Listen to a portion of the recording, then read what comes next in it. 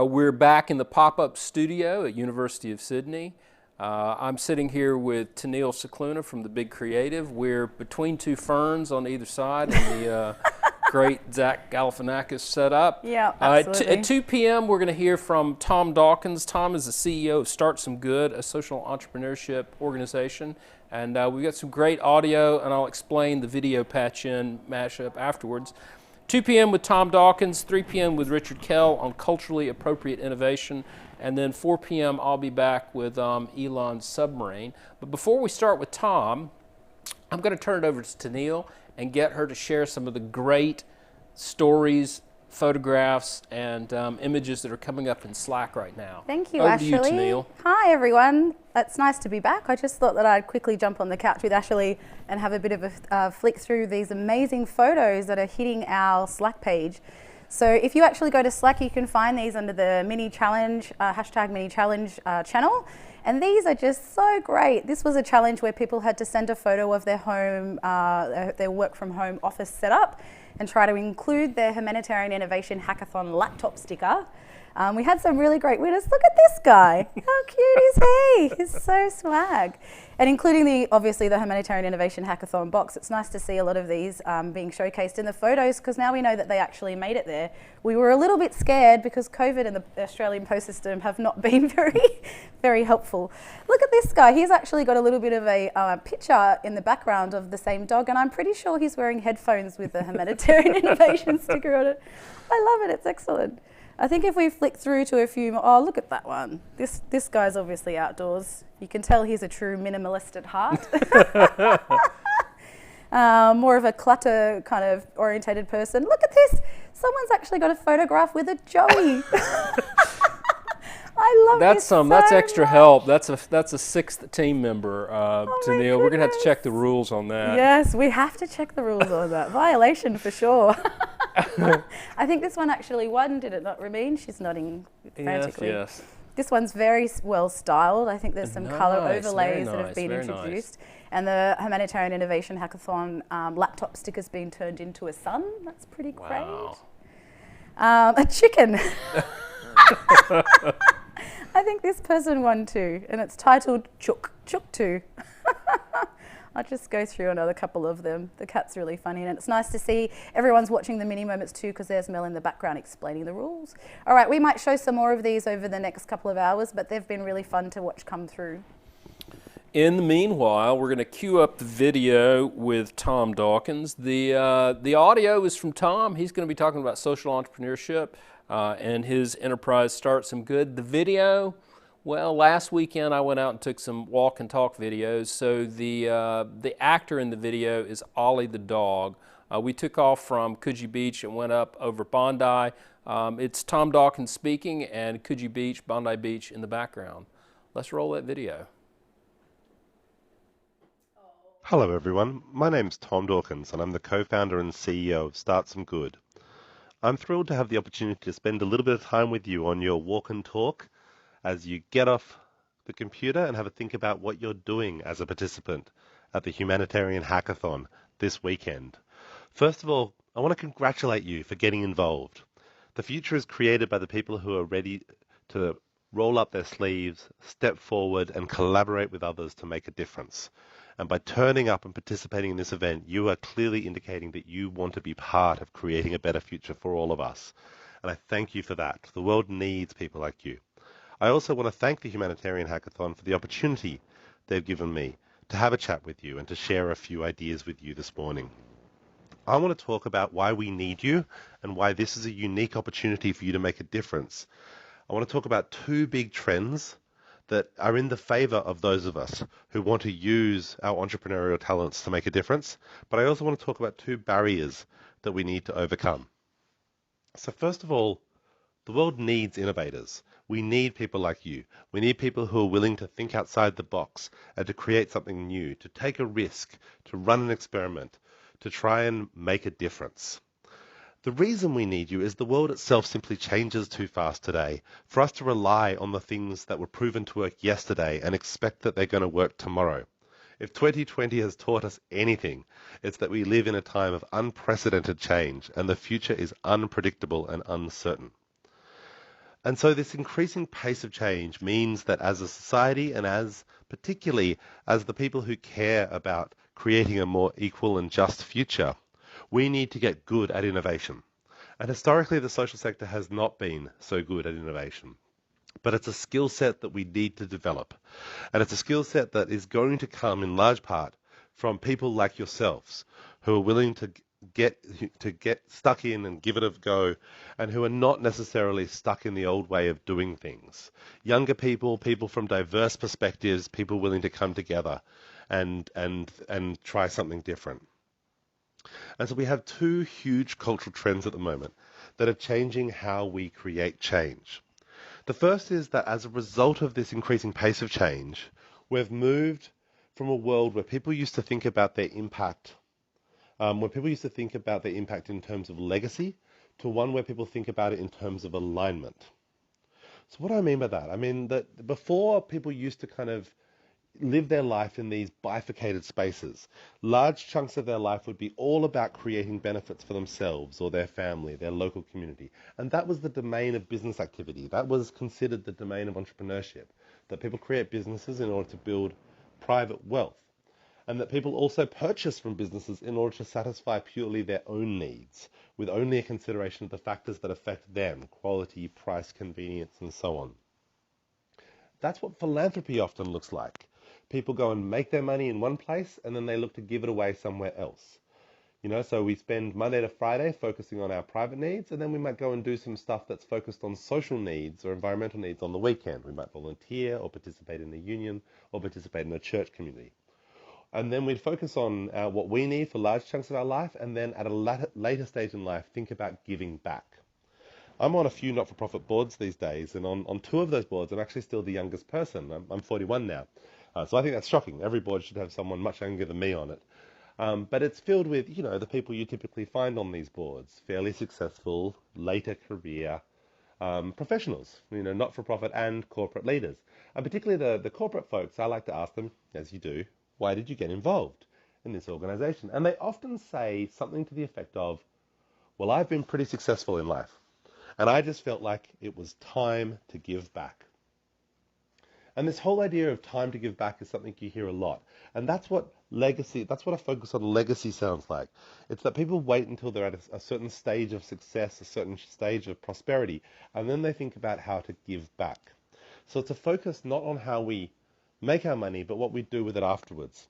I think one of the greatest examples of this actually is Alfred Nobel, who endowed the Nobel Peace Prize. You may not know this, but he made his money as the inventor of dynamite. So here's the person probably singularly most responsible for the carnage of the First World War. And after he saw what had happened, he felt bad, and he wanted to do something to leave a better legacy, and so he endowed the Nobel Peace Prize. And I think it's such a fascinating contradiction that today we celebrate the world's greatest peacemakers by giving them a medal with the face of the man who invented dynamite on it. But that's what a focus on legacy looks like. And what's great is that while that's still a dominant mode of thinking about social purpose and contribution for people older than me, you won't hear almost anyone younger than me talking or thinking like that. Because people younger than me don't think in terms of legacy, they think in terms of alignment.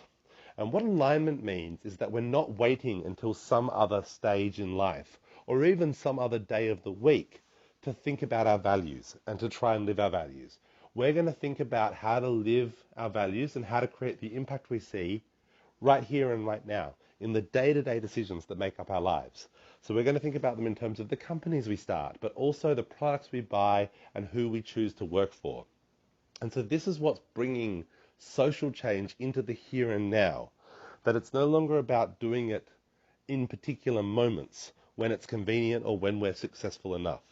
It's about doing it every day and using it as a lens to inform our activities in business, work, life, and consumption. So that's one huge change. And it's a change in the way that many of us think about purpose and contribution and impact, from legacy to alignment.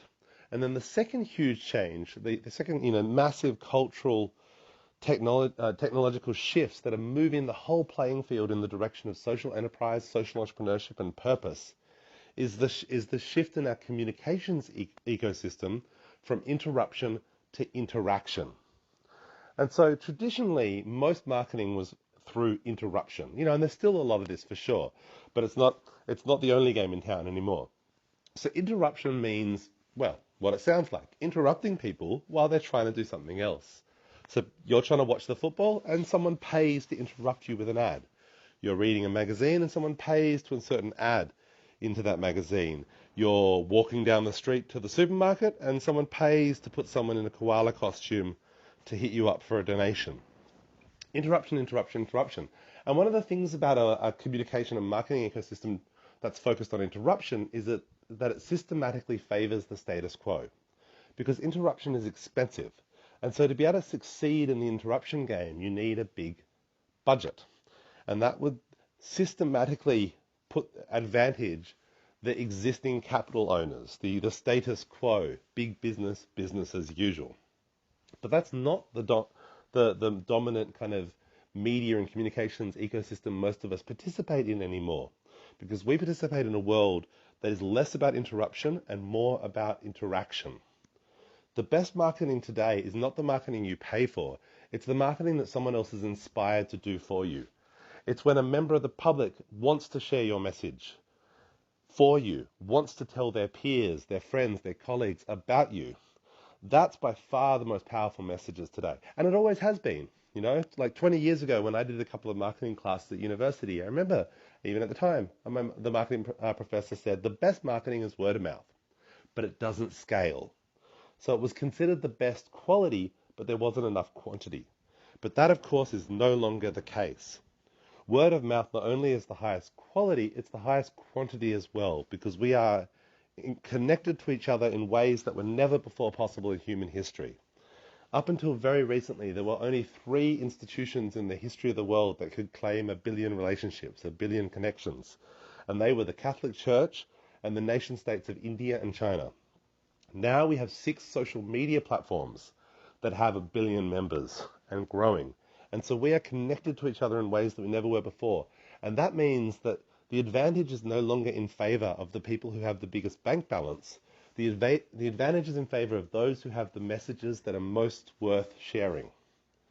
And so now the advantage is in favor of purposeful business, of social enterprise, of companies that have something more meaningful to say than just buy this or shut up and take a paycheck. Companies that are offering their consumers and their staff and their partners and everyone they interact with a way to live their values in the here and now by choosing products and services and companies that themselves are living those values, that are building and offering products and services that not only do no harm, but which actually make a positive impact in the world. And this is not just abstract or hoped for. This is happening right now. There's increasing amounts of data that are proving that purposeful businesses are out-competing business as usual as non-purposeful brands in pure business terms. They're achieving higher customer lifetime values and longer customer longevity. Their marketing is more efficient because people want to share their messages for them.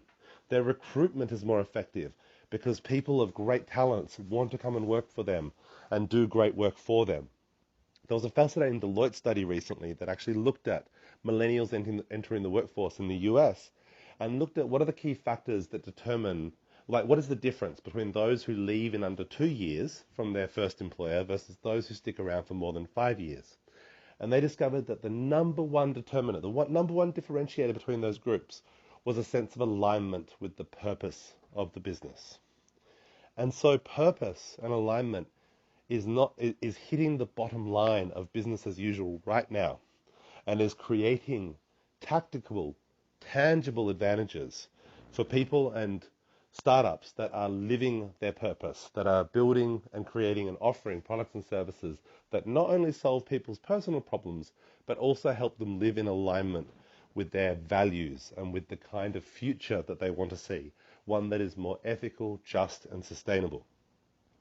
But while this is an incredibly exciting opportunity, there are barriers that stand in our way. And I want to talk about 2 of those key barriers in our sector, because you're going to have to think about how to overcome these if you want to be one of the social entrepreneurs that takes advantage of this moment and builds a business that is capable of incredible scale and incredible impact in helping us achieve the key social change goals that we all believe in. And so the first is a lack of access to risk-tolerant capital for social innovation. And the second is that we're not very good at understanding what great ideas look like. And so my company, Start Some Good, began life in San Francisco. And this is not a coincidence, because it was in San Francisco that I felt like I saw for the first time what a truly pro-innovation ecosystem looks like. And you know what it looks like? It looks like a lot of failure, because it's a lot of people trying stuff, and a lot of that stuff doesn't work.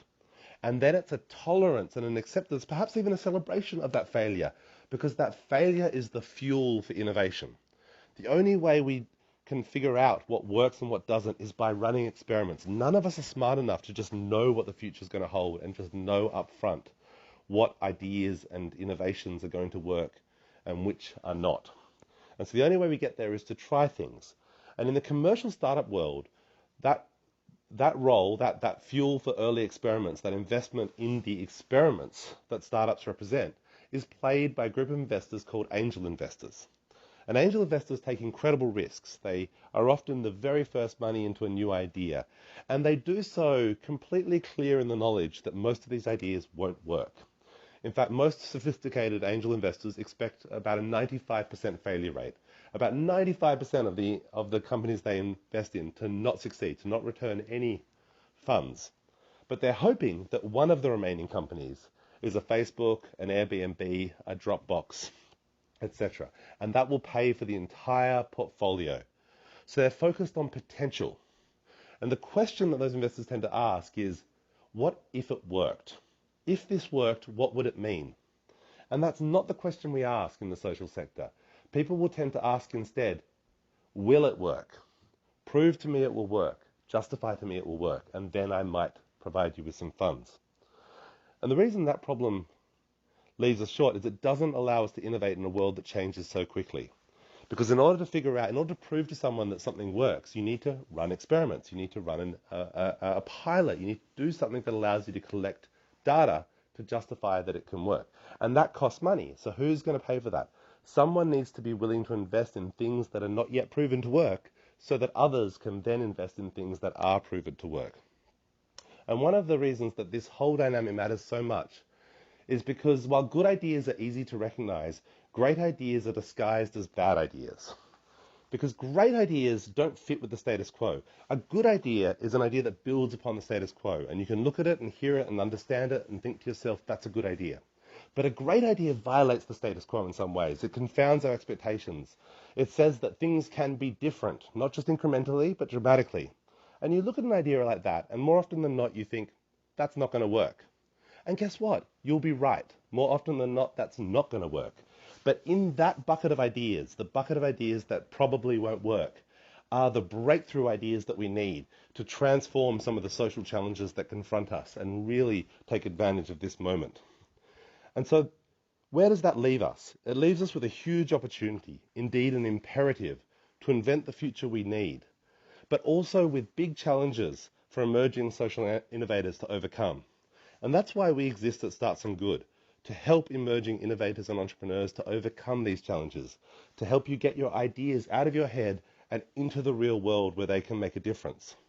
We do this through our Good Hustle social enterprise design course, our crowdfunding platform at startsomegood.com, and by running accelerators with people like Optus, ING, the United Nations Development Programme, and the cities of Sydney and Parramatta. Everything we do is about helping early stage social entrepreneurs and innovators design, test, launch and grow social impact projects. I can't wait to hear what kind of projects and ideas you guys come up with this weekend. I hope this has been a nice break from the hard work that I know you're all going through, and that you've enjoyed this walk and talk. Thanks again for the opportunity to have a chat with you, and if you would like to connect with me or follow my work, you can check me out at tomdawkins.com.au. You can find Start Some Good at startsomegood.com, the Good Hustle course at goodhustle.online, and I'm Tom JD on Twitter. Over and out.